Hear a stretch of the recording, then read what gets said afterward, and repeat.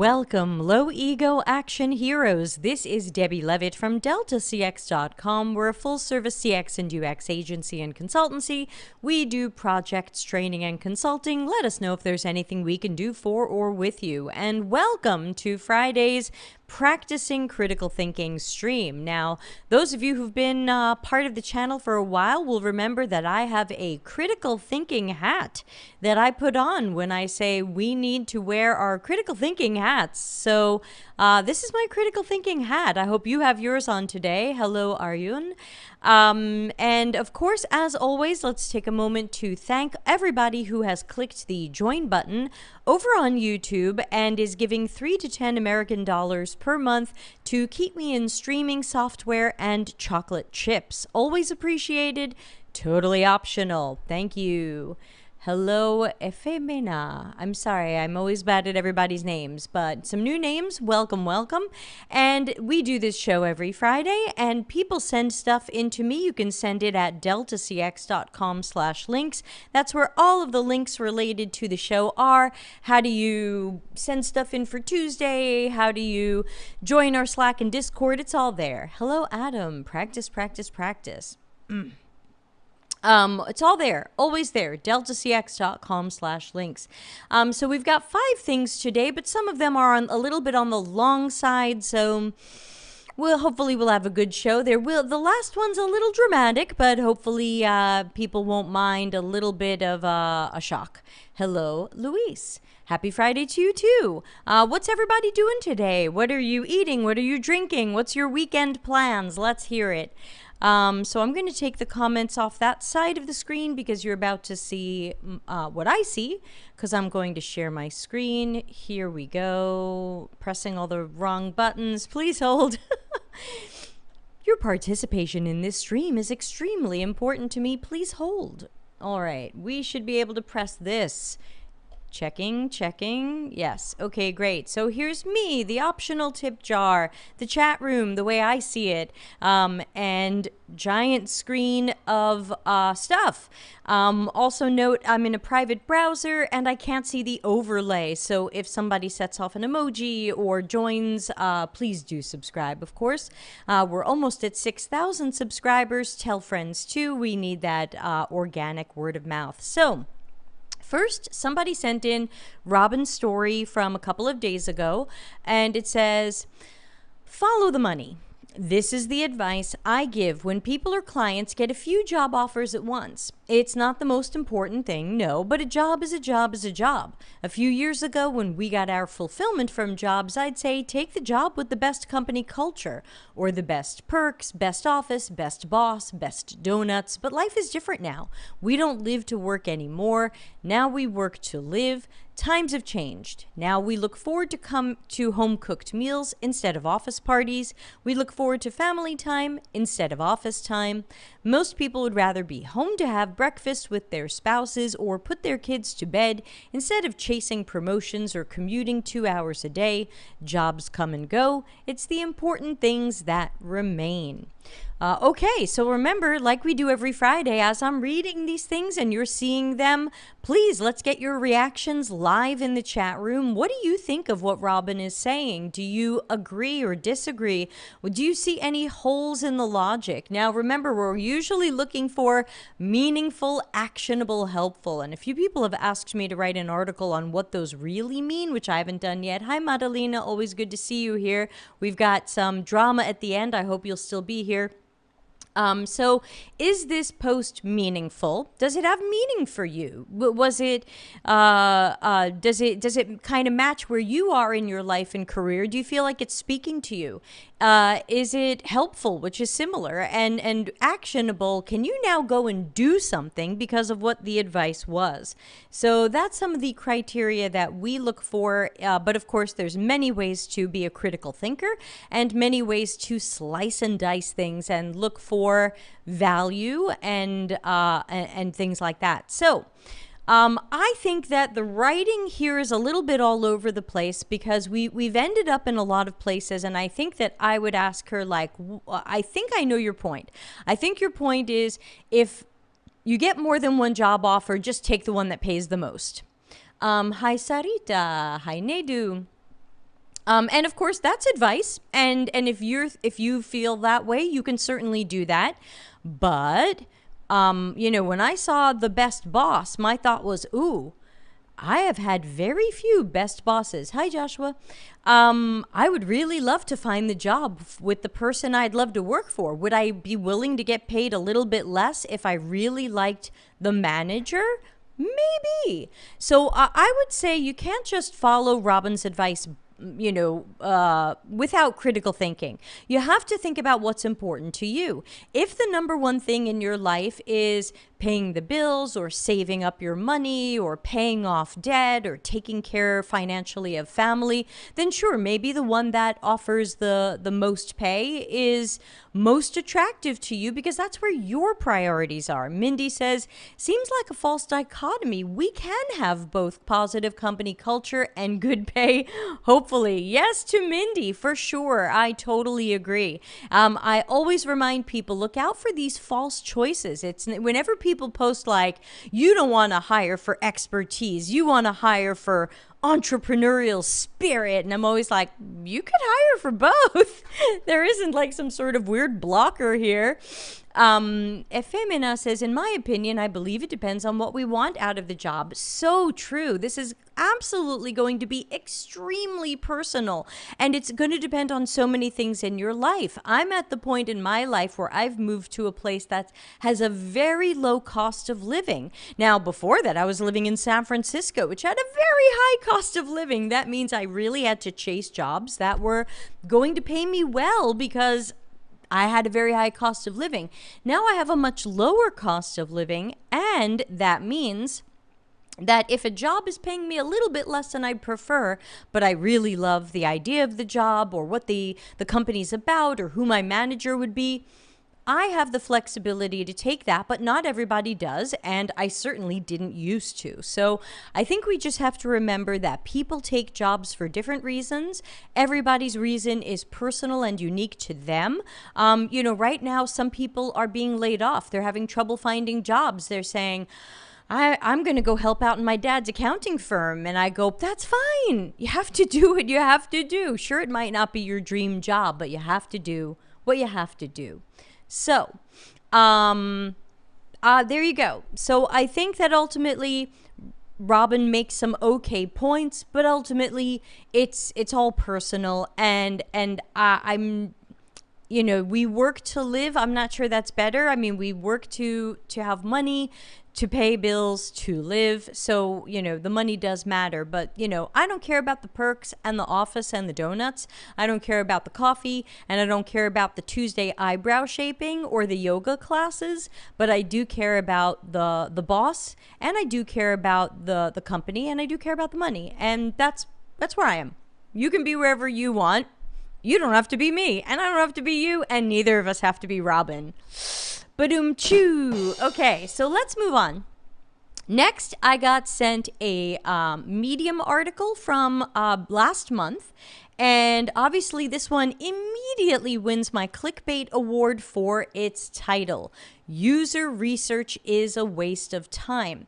Now, what I find with these types of clickbait titles where, we don't need designers, UX is dead, now what I find is one of two things happens. Either the author genuinely believes what they've put in the title, and the article is going to try to convince you that user research is a waste of time and you shouldn't do it.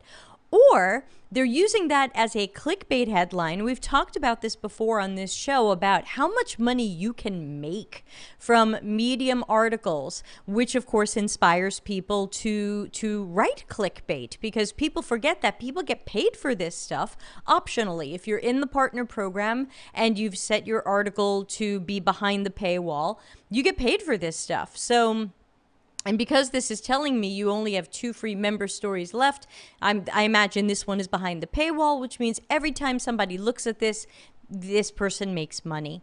So either this person genuinely believes this, or it's a clickbait headline and they're going to tell you user research is not a waste of time. It actually is important, but we can't know that until we read it. And I always warn people that having a title that doesn't match your content is sensationalist and poor writing, because you've set me up to believe that this is an article about why user research is a waste of time. But let's see where he goes. And I've skimmed this one before.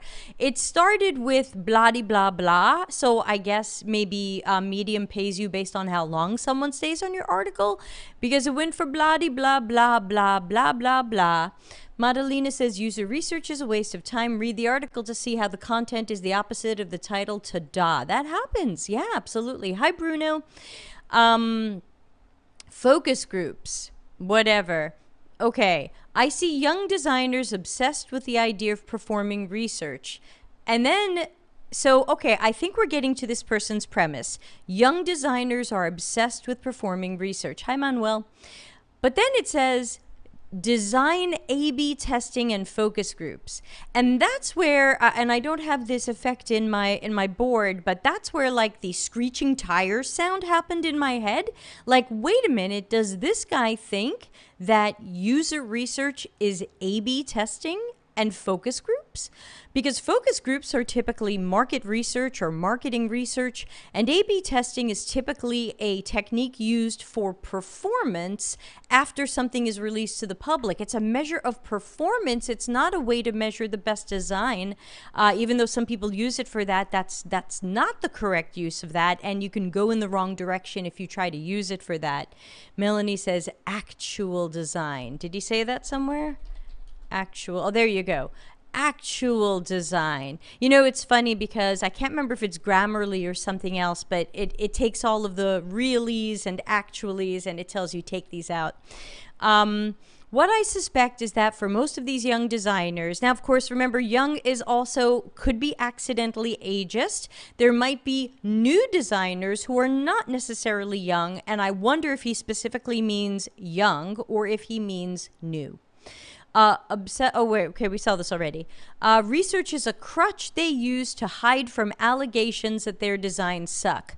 Now, that's a strange one. You know, I'm old and I've been around a while, and I have not ever heard that. I've actually mostly seen newer designers or lower skilled designers actually use workshops as a crutch to hide from allegations, because if everything is designed by committee and everything was done as a workshop, nobody's really talking about your design work. It was a team effort, so the team takes the blame.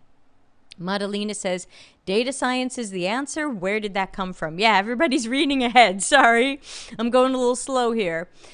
Do you have a data science degree? Are you running your research in blind studies and outputting the data visualization in Tableau? So this to me, I can't tell you what I'm envisioning in my mind right now because it's completely offensive and inappropriate, but let's just say it's one person engaged in an act by themselves, in which they, all right, never mind. So I think we've entered into some sort of strange $64 word throw around, or he's going for the SEO. That maybe if he mentions data science, Python, and Tableau, he'll get some eyes from people who were looking for those things. This seems like a bit of a keyword grab, so I'm going to have to set off clickbait again. True user research is done through data science, and data science is done by data scientists. Okay, Madalena, help me on this one. I believe this is a bad syllogism. Madalena, I always turn to Madalena for my logical fallacies and cognitive biases, but I think in this case we just have a bad syllogism. Oh, good, Chi Watts here. We've got your Felix screenshot too. I heard an interview with information architect Donna Spencer. She said there is a lot of misinformation online from bootcamp authors writing Medium articles as part of their assignments. That's true. We've talked about that in the past, and in fact, that's why there are over like 200 articles on Medium about task analysis, how to paint a room. But it's not the way we teach task analysis here on the show. Hey, Benedicta, good to see you. I read a similar article that UX research will be replaced by AI. Yeah, let me guess, was the word empathy in there? Because any minute now, AI is going to have empathy. You know, meanwhile, it can't figure out black people. And meanwhile, it immediately becomes a right-wing radical when trained on tweets. But sure, it's going to have empathy and do research. Whatever. So this is a bad syllogism. Now, if you're unfamiliar with syllogism, this was from ninth grade math where I grew up, and it was A implies B. You end up with these B implies Q. Who remembers that? Did anyone else do that in high school math? Just me, maybe. You know, it's like the old, you know, all dogs are good boys. All good boys are whatever, you know, eat vegetables. All dogs eat vegetables. You know, well, hold on. So, true user research. I think we also have a bit of no true Scotsman. Madalena is delayed here. What was the bad syllogism? I think the bad syllogism is true user research is done through data science, PQ, and data science is done by data scientists, QR. Therefore, what? True user research has to be done by data scientists? Is that where he's going? Because that seems like where he's going with this. Chiwat says, I did that in University for Philosophy 101. Oh, cool. That was like ninth grade math where I grew up. I don't know why. I could be wrong. I'm thinking it's an ugly syllogism where you're supposed to walk away from this saying, oh, true user research can only be done by data scientists. But then he says, young designers are hiding behind an obsession with research because they're terrified of designing. From what I understand, new designers are interested in research either because they're genuinely interested in research or because their bootcamp told them they had to be researchers too. So I'm not buying this person's conclusions. Madalena says, well, his first premise is false, so there you go. Yeah, definitely. Blah, blah, blah, bootcamp portfolios suck. Okay, so this is where it gets really weird. Everybody don't drink because you will spit it across the room. User research is sometimes necessary, vitally so. The masturbatory phrase is Artemis rockets. I hope they're doing extensive user research. Riot, MMO. Again, I assume these are for SEO. Yes, so evidently user research is necessary and vitally so. What were we talking about again? And I'm stuck at, I recently contacted a designer for an app I was about to launch. Oh, good job. Good job finding more stuff, critical thinking. Here we go. I recently had to contact a designer for an app I was about to release. Thank you, Madalena. Thank you. It's never the same when you're not here. Yes, I blew right by that because this whole thing is just so completely foolish. But yeah, exactly. This guy cares so much about research and design that he was about to release an app and now he's contacting a designer. Wow, you can't make this stuff up, kids. Oh yeah, Efemina says, for someone writing about user research, he didn't do much research on the topic. Yeah, that's a good point too. I walk away feeling like, is this person actually a researcher? Why is this person writing about research when it sounds like they're not even a researcher? And then their title was, who remembers the title? User research is a waste of time. And it ends with, user research is sometimes necessary and vitally sometimes necessary, whatever that means. Oh, it hurts, everybody. It hurts. It burns. If rash develops, discontinue use. So yeah, this is the steaming pile that y'all thought it was, and I really do think that people should be. Oh yeah, it says member only. That means he makes money from that. So that's what he's hoping for. Keep reading. Money goes in his pocket. He is a creative director at his own company. Fantastic. I am the chief experience officer at my own company. Awesome. All right, moving on.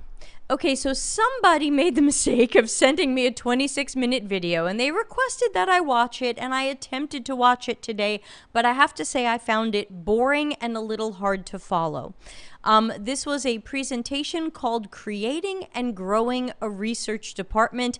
I gave up around minute 16 when I felt like I wasn't sure if I had heard creating or growing, but I think the best way to talk about this one is to read what the person who sent it in wrote, because they watched it. It says, the talk is interesting overall. I'd recommend listening to all of it.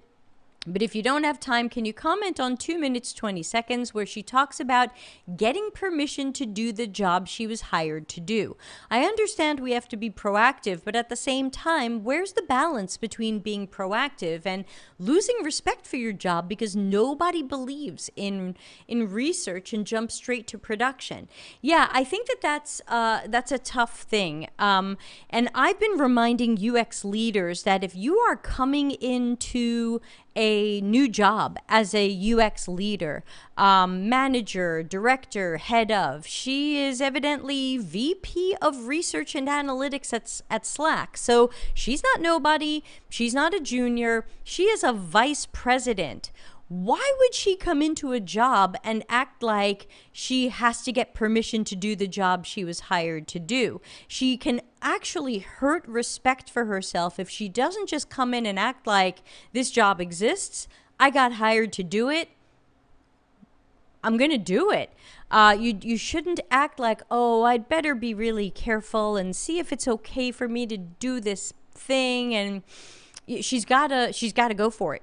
So I don't know what she did. She didn't mention it in the first 16 minutes, but I've been telling leaders, go in there with everything blazing because the job exists. You got the job. They want what you offer. Now freaking do it. What are we supposed to do with already launched disaster product and salespeople signing contracts? At 4 minutes 47, she says her job is not research. Her job is to make Slack successful. I froze on that. The mistake. My job as a researcher. The lesson. My job is to make Slack successful. Now, actually, I think that's a continued mistake. Slack is not successful if its users and customers are not successful. If we don't have customer satisfaction, if we don't have retention of customers, if people are dropping Slack for Discord or Microsoft Teams or whatever, which we'll get to in a moment. So sure, you want to make Slack successful, but the path to making Slack successful is customer satisfaction and loyalty. So I think that as a researcher, we have to remember that while we do answer to the business and we do need to make the business money and achieve the business goals, we can't be so single-minded in saying, I just have to make Slack successful. First, you have to make customers and users successful. That will make Slack successful. So be careful. And the person who wrote in said, isn't it too much pressure to think her job is to make Slack successful? No, I think it's okay to imagine that your job is one of many that is customer-centric or helping the customer accomplish their tasks or helping the business achieve their goals. I don't think she's saying she's the only one, which would be too much pressure. But I think it's okay to imagine that you are there to help make the company successful and to make users and customers successful. 8 minutes and 8 seconds, don't own research. Who sends surveys is different than who owns research. Her example didn't make sense. Yeah, I half remember that. She said something like, whoa, other departments are sending out surveys. We should be sending out surveys. And my thought was like, ooh, there are probably bigger research problems in a company than who sent out the survey, but okay. 13 minutes and 30 seconds. She said senior leaders don't like being surprised, but she doesn't explain why. Should we just repeat what they know? That's what we're hired for? What does she mean by flash research? Yeah, I heard her say flash research too, and I wasn't too sure either, and I was concerned that that was just another buzzword for short, skimped on flash UX research. UX flash as a company. Yeah, I'm not too sure. So ultimately, you can all certainly, oh, I like this part. She's not only focusing on the amount of messages I didn't get that far. Oh, thank you, Madalena, for the super sticker. Thank you. Always, I will eat more chocolate chips. Thanks to you. Yeah. So ultimately, you're welcome to watch this. This video is available for free. You can find it at joinlearners.com, and it was called "Creating and Growing a Research Department." But I felt like she didn't really have a strong core message. Thank you, pop-up, which doesn't seem to have a way to close it, right? Or is it just a light box? Okay. So if you can get something out of it, that's great. But 16 minutes in, I was like, I'm not sure what her point is, and I'm not sure that this passes meaningful, actionable, helpful. Okay, we've got 2 more today. Thanks for hanging around, and they are a little bit high drama. So where's I-10 when you need her? We got a screenshot in the Slack community, and of course everybody can join our Slack and or Discord for free. deltacx.com/links. Come on over. And this is Felix Lee from ADP List, who I blocked years ago, so I am not following what he says. So here's what he says, and as I read this, feel free to comment. The internet doesn't care about seniority. You can rise to the top without a college degree, historical success, relevant background, or a previous title at work. Anybody want to jump in and say anything about that so far? Can you rise to the top? What is the top? CEO? Can you have the CEO of Microsoft's job without historical success in previous jobs? So this, to me, I don't think gaslighting is the right word, but it's definitely waving a meaty stake at all of the juniors and newbies out there who want to hear, it doesn't matter if you're a junior or a newbie, you could rise to the top. Mindy says, the top of the internet trash heap. Right. Always possible. Sarita says, you do need qualifications. Right. Exactly. So I think when we think about, can you rise to the top? I mean, technically, you can't even rise to manager or assistant manager without a relevant background, usually. Obviously, in rare cases, someone is just hired as a manager and they don't have a relevant background, but I don't think we're here to talk about edge cases or cherry-picked examples. He's making it sound like anybody can do this. You can rise to the top without having previous successes, without having a relevant background in what you do. Can you imagine a manager, director, head of, VP, C-level executive without a relevant background? Without a previous title in this area? Yeah, and Larry says rising to the top is not the same as staying on top. Yeah, you can get there, but you might not stay there. It's a free market. Here we are back on the post. It's a free market, and the people choose the winners. I don't think so. I've never worked at a company that was a democracy. I went to one of the companies I worked at, and I said, you need to promote my manager. Stop trying to fill the job above him with some stranger that's going to come in here. You need to promote my manager. They did not. Chihuat says, maybe he's talking about OnlyFans. Ouch. Mindy says, he runs a mentorship site. Don't the mentors have qualifications to be mentors on his site? Mindy, you'd be surprised. We found a lot of experienced people aren't accepted on ADP List, and ADP List has a lot of people with 1 year of experience. So be careful. Janice says, makes sense because he's on a mission to democratize mentorship for all. Dr. Nick Fine recently called out all the charlatans on LinkedIn. I feel like he needs to read that. Yeah, Benedicta says, maybe top is now a relative term. Efemina says, I hope he's referring to the social media influencer type of internet. And even that, you need historical success to get sponsors. Yeah. Larry says he's an expert so long as he's the only one talking. Yeah. Oh, and we also had a comment in the Slack of who presses like on their own post. That seems a little not low ego. So people choose the winners, not the boss or a middle manager. Good news, everybody. You get to choose who's CEO of the company.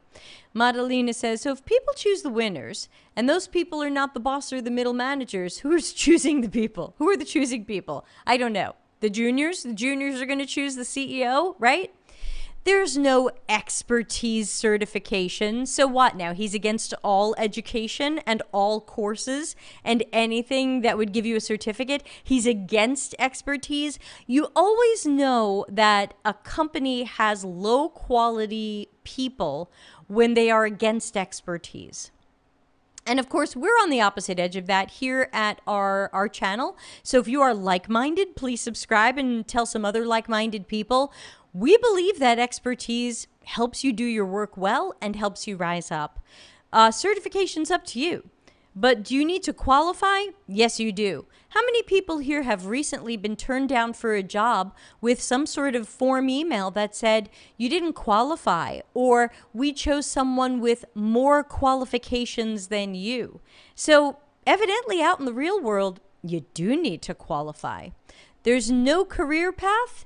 You know, again, these are just phrases thrown out there and you're supposed to just assume that they're true. Madalena, what's that logical fallacy again, where it's just like, hey, I've said this thing and you just have to take it as truth. Don't bother thinking about it. Don't question it. Hey, it's just true. I didn't know he was so cult leadery ick. Oh yeah, he is. You must be new here. And of course, it wouldn't be a post that we're talking about on Critical Thinking Day if it didn't have some sort of gaslighting and boogeyman that we need to scapegoat, because the old guard hates it. Well, of course, now that is a shot at all the people who are not Felix Lee fans. That could be Larry, that could be me, Darren, Nick. So we're going to be the old guard and we're just haters. And but they're wrong, because that's just the way it is. You can't have an opinion about this. I'm just telling you the way it is. Meanwhile, this is a complete fantasy. It's a complete fantasy, and you know it's a fantasy because if you are new to UX and you are still not able to find your first job, you know this isn't true. There's no way you can be one of those people who hasn't found their first UX job yet, and you can read this and go, yeah, he's right. I don't need success. I don't need a relevant background. I don't need expertise or a certification. I don't even need to qualify. I'm just going to be a winner and rise to the top. Fasina says, same here. I didn't know that. Larry says, there's usually one of these guys at my talks. They try to challenge my expertise, and I enjoy challenging them back into their place. I've even had the whole room applauding my retorts. Louis says, what is the actionable advice? Stop learning? Yeah, very good. Apply meaningful, actionable, and helpful. And I think we've got 3 losers out of 3 here. Madalena says, I don't know what the fallacy is. I'm just puzzled at what one can see on the internet these days. Chiwa says, I love Larry Marine. We do too. All right, so we've got a last one today, and it is a little bit high drama, even a little bit higher drama than this one. It's going to take a little while for my story about this next one to unravel and unfold, so please give me a little time. We're not running late. I mean, we're halfway through the show, but this one's going to have to a story that's going to come out in slow motion, and I hope you'll bear with me. But of course, as I'm telling the story, you are always welcome to comment and ask questions. So it starts with going to Goodreads today. I've never really gone to Goodreads. I don't like reading books, and so I don't hang out on Goodreads, but I do have a book that's going to come out in November. It's called Customers Know You Suck. And I read that making sure you have an author page on Goodreads is a good idea, and you can make sure your book is in there, and you could run a free giveaway that'll help you with your marketing. And I thought, oh, cool, you know, my book's not ready yet, but I'll start setting some of these things up. And Madalena says, save the best for last. I did. So I went to Goodreads today. I made sure I got my author page set up, and I went to my Delta CX book so that I could claim the author page. Now, while I was there, I noticed that some people had left ratings for me, and some were good and some were bad, and that's fine. I don't expect everybody to like my book, and I don't expect everybody has started or finished my book. It was a little bit too long, but there's some good stuff in there. So one of the funniest ratings was one of the people who was interviewed in the Delta CX book left a 2-star rating. And I think that's because he realized how bad his own interview made him look, even though he did the interview and approved the edited text and then gave the book 2 stars. So I enjoyed that moment. But there was one rating that really caught my eye, and that's what we're going to talk about. Because it's important to critically think about book ratings, y'all, because some of them are freaking weird. Let's take a look at this 1-star review that was left, just about a month ago, 6 weeks ago, by someone we know, because Amy's actually been a guest on the show. Amy wrote, "I've owned this book since 2019. I tried to read it. First, it's like a college textbook in size. It's very unorganized and not fun. I'm giving it away for free, and I filed it in my Goodreads couldn't or wouldn't finish list. It's big, and it's taking up too much space." Now, when I saw that, what really struck me was, that's funny. I just had a big public disagreement with Amy on LinkedIn. I wonder if she left this review before or after that. Let's take a look. So let's note that this is August 25, so I actually spent way too much time going back in time on LinkedIn to find a post where we had a little bit of words. That was on August 23, 2022.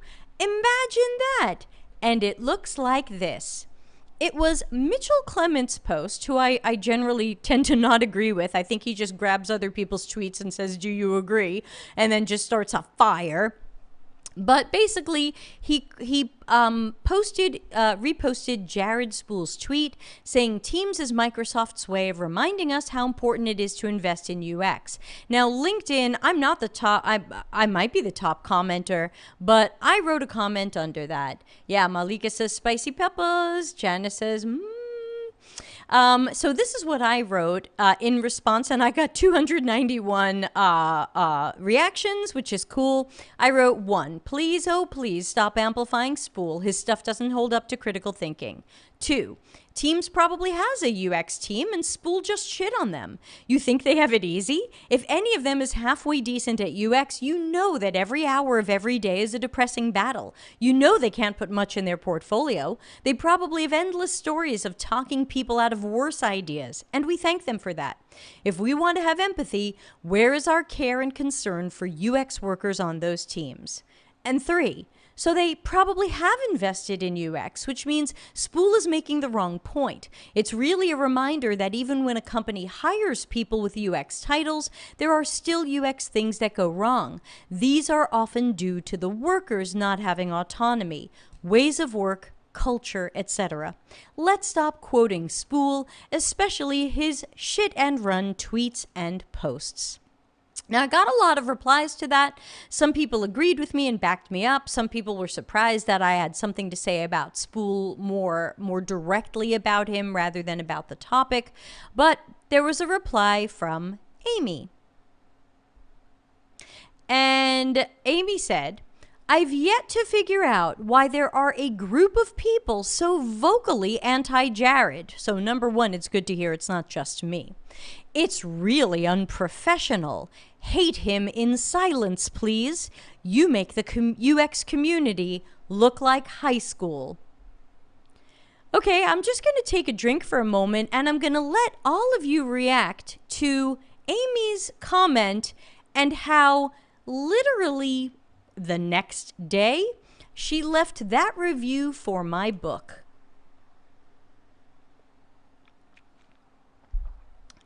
What are some of your critical thinking reactions to that? And again, you might agree with her, and that's cool too. It's not that she is necessarily wrong.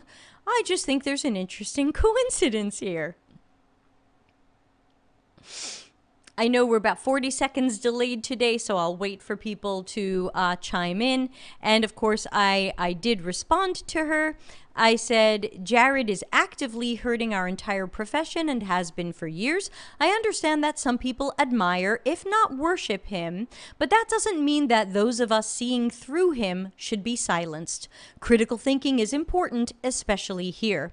I will continue to fight against how he works against our professions, jobs, UX maturity, juniors, and so much more. That's not high school. High school is writing a tweet shitting on a bunch of people who probably already feel badly about their jobs, especially while he's possibly part of the reason the problem exists. Maybe Microsoft believes Jared's everybody's a designer and Teams is the result. Possible. Jordan says, oh, it's not personal at all, I'm certain. Yes, agree. Larry says, yeah, let's no longer call BS for any BS argument. That'll work. That's right. If you dislike someone or disagree with them, let's be silent. Make sure your voice is not heard. Of course, this is why Agile dominates UX, because UX leaders didn't want to fight it. It's why Lean UX is still out there, because nobody wanted to write a bad book review for that one. I don't know why y'all didn't write a bad book review for that one. So isn't it absolutely coincidental and amazing that the next thing that happened is that book review? And of course, I have removed Amy as a connection. I was not able to block her because of a LinkedIn bug, but maybe after this she'll block me, and that's okay. So I'm the person who wrote the comment, and I decided I was just going to go there. Why the hell not? This review was left roughly hours after we had a disagreement on LinkedIn. Truly an amazing coincidence that you suddenly needed to negatively review a book you've owned for nearly 3 years. My next book will be shorter, but it's organized similarly, so it might not appeal to you. The next book is also not a comedy, so buyer beware. For fun, you'll need to wait for the children's book I'm working on about my dogs. Thanks, Amy. See you around on LinkedIn. So let's talk about the Delta CX book for a moment. First, it's like a college textbook in size. Do y'all remember what Darren Hood said recently? He said having your book called a textbook is actually a compliment. The idea that your book is so useful and educational that it could be a textbook is technically a compliment. Now, it's not a compliment if we don't like education, if we don't like intellectualism, if we don't like that, then sure, that's an insult. But I see it the way Darren sees it. It could be a compliment. Oh, thanks, Louise. Thank you for the super chat. Thanks so much. Mindy says she really leaned into the high school drama herself after attempting tone policing and silencing. I know. Where's my triangles? I don't have my triangles handy.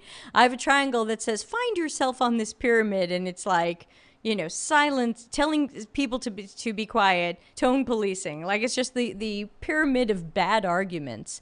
Oh, the irony of her behavior. Exactly, Larry. That's exactly how I felt. Janice says, the audacity. She didn't like what you were saying in this instance and decided to unsubscribe to anything you had to say, including your book that she's owned since 2019. Melanie says, 2 stars because an educational text isn't fun. Yeah, exactly. First, it's a college textbook, and then it's not fun.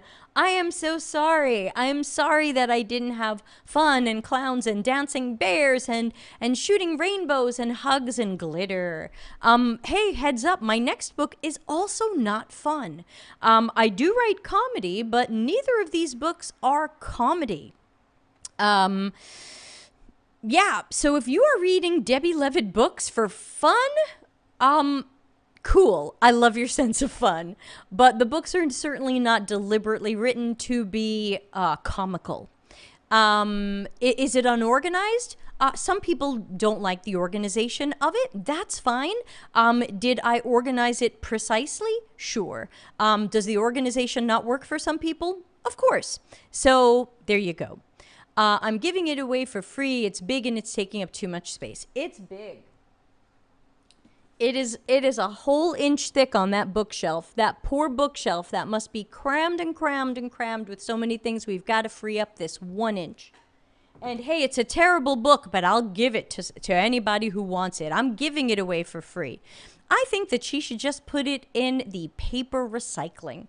That way we can give back to our community and recycle the paper that it's on. Let's see. What did I miss? Melanie says it takes up too much space on her bookshelf. Crying face. Sarita. Face slap. Octavio, good to see you. By the way, I'm going to buy your book right now. You don't have to. Delta CX is really long. It's not fun. Look, it's got some good points, but, you know, it's long and it's not fun. What can I tell you? I can only promise, you know, these things. I always hope that my books will end up with at least a 4. I think my rating on Amazon is higher than my rating on Goodreads. And that you know, they just attract different people.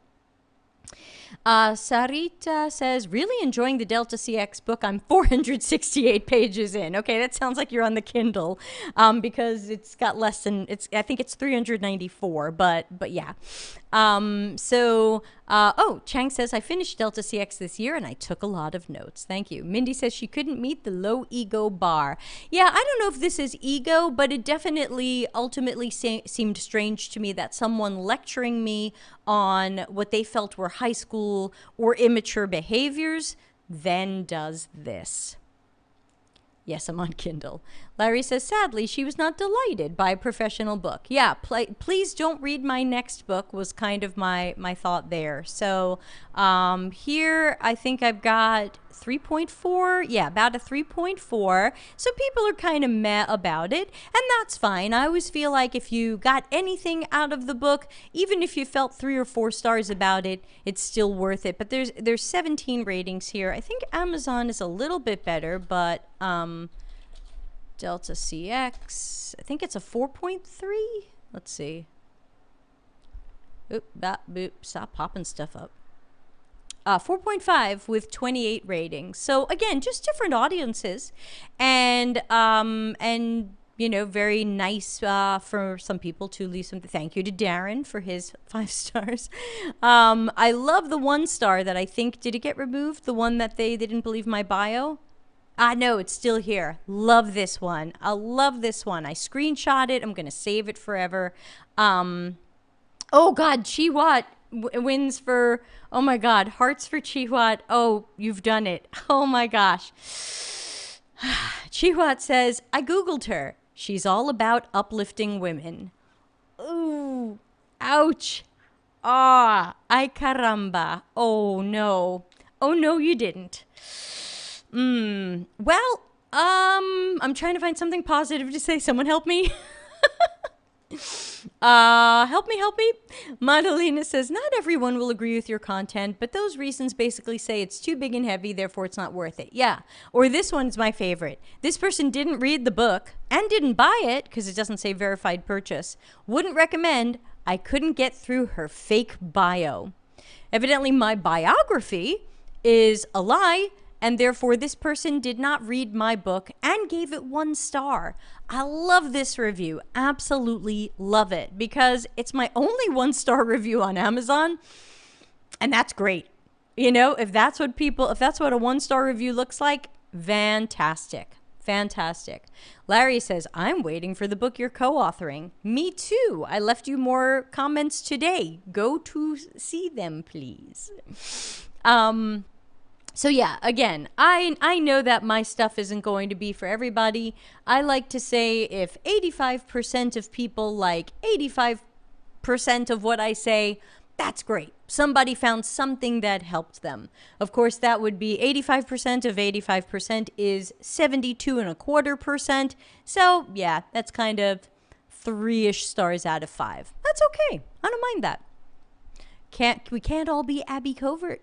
And look, even Abby Covert's got wacky ratings for hers. 4% of people left her a 1 star. You know, Abby's super. Abby's got a lot to teach us. So even somebody else is like, oh, I don't like this. This book is too confusing. You know, there's always going to be someone who doesn't like it, and that's okay. Janice says, I love your positive attitude towards that 1-star review. It's hilarious. I love it. You know, there's 1-star reviews here, too. There's 2 of them. I guess one other than Amy. Will it show me the other one? No. So the other person just gave it a 1 but didn't write a comment. So, and that's fine too. You don't have to write a comment. And there we go.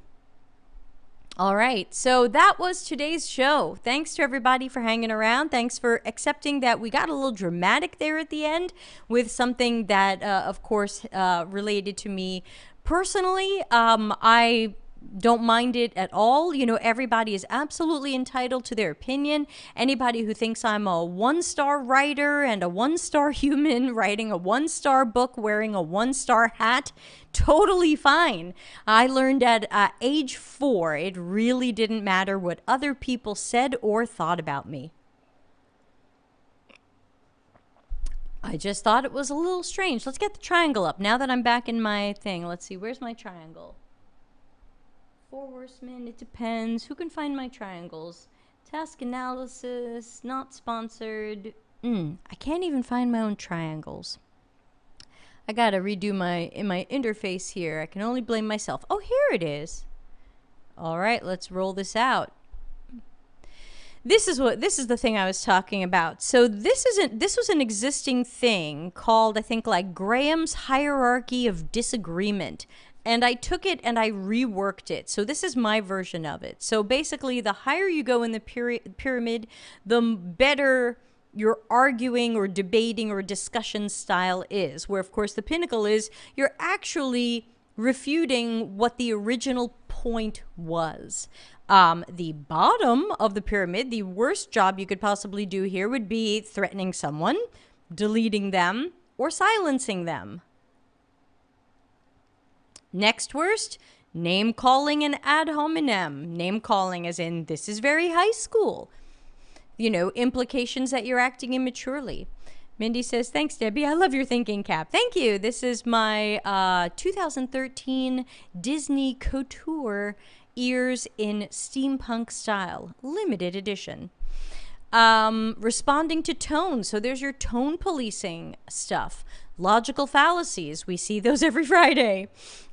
Being sarcastic and contrary without discussing the central topic. I get a lot of that stuff too. So that is the argument pyramid that I was talking about earlier.